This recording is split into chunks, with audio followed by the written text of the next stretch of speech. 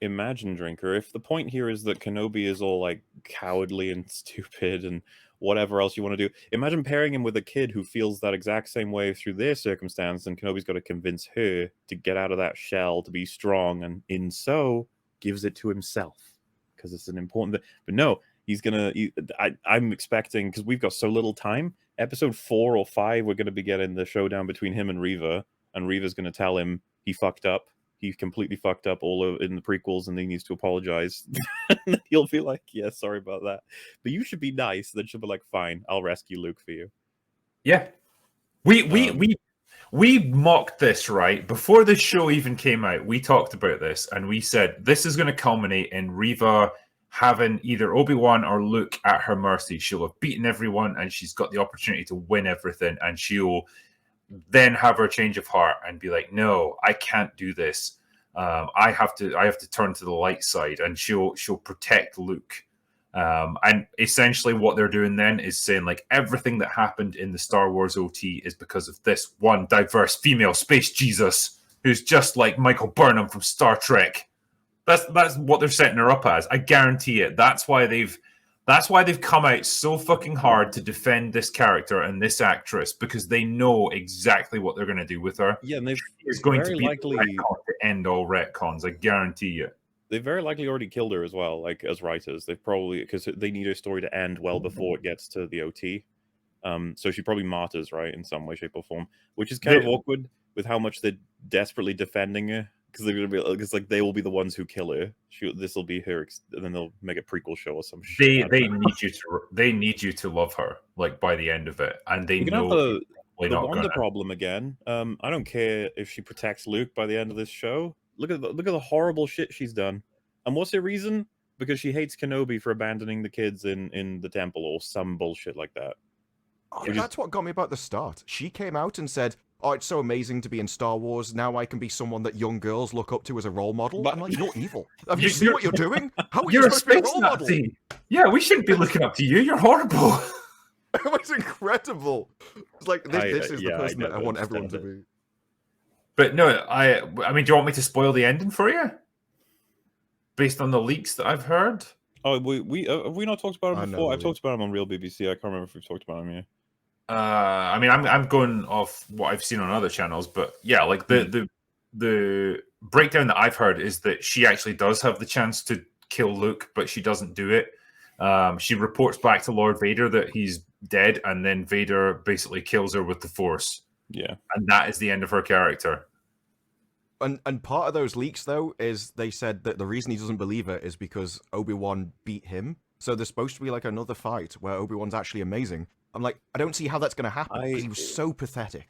Yeah. And the only I really, I wouldn't be surprised if this happens. But if like something happens and Leia's like, "No, I believe in you, Obi-Wan. You can do this," and then he just CW like levels up in the middle of a fight and suddenly beats Vader.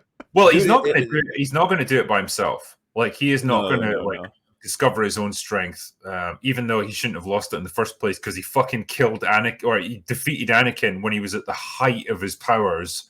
Now he's just some fucking like burned corpse inside a suit. Like, he shouldn't be any kind of threat to Obi-Wan. He should easily be able to take him on. But now he's terrified of him, and he doesn't have the Force anymore, and he's a pathetic old man. Are we allowed to talk about that scene now? Like chomping at the bit. Let's just go into it. Let's just go. I'd almost want to show you the clip. It's so funny. When he first turns up, we at EFAB were like, "Oh God, here it is. This is the part we've been warning about for 2 years. What's gonna happen?" Vader and Obi-Wan, they've met up, and then Obi-Wan just goes and runs away.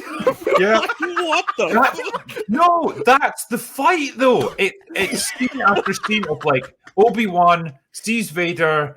Then he runs away, runs like 100 yards, and then they have another little confrontation. And then he runs another 100 yards, and it's always in just some fucking like generic sandy landscape. There's nothing interesting going on. It's a quarry. It's the biggest waste. He runs like Leia as well. Two characters you could ever expect. Dude, it was the funniest shit. Like, it's seriously filmed like it's supposed to be funny. He crosses path, he goes past like a little mound of whatever. Vader's just standing there like, "What the fuck, bro?" And then it just cuts to Kenobi walking. He's like, "Well, there we go." Can I just say as well, like, when we're talking about Reva, like, I know there's been a big old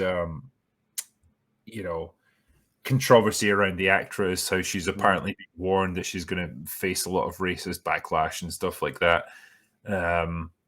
This really feels like premature gaslighting on the part of the company. It's like, we know you're not going to like this character because she's horribly written, so we're just gonna attach that big old R word to anything associated with her. And so if you do critique her in the slightest way, you're going to get tarred with that brush. It's the most like underhanded, like patently obvious tactic imaginable, and yet they're still doing it and they're still getting away with it. I just don't know how they can do this shit. That's why I really like this episode, because this episode, she's barely in it, she barely influences anything, and it's still awful. My biggest problems about this are Leia, Obi-Wan Kenobi, and Vader. Like, she doesn't even really factor into them. She does some stupid stuff, but nothing on their kind of scale. And so, Yeah, it kind of everyone's- destroys their entire argument, really, when it comes to that.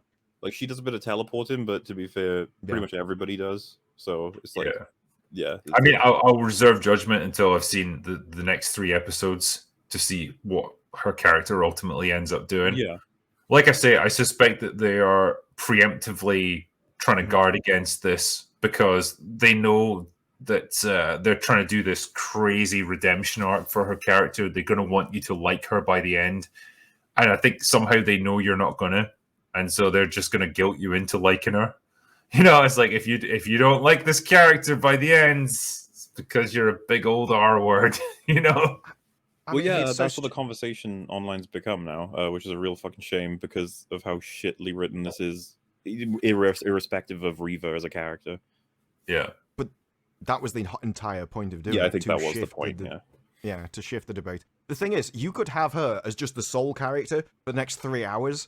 There's no way you can redeem her for what she's done.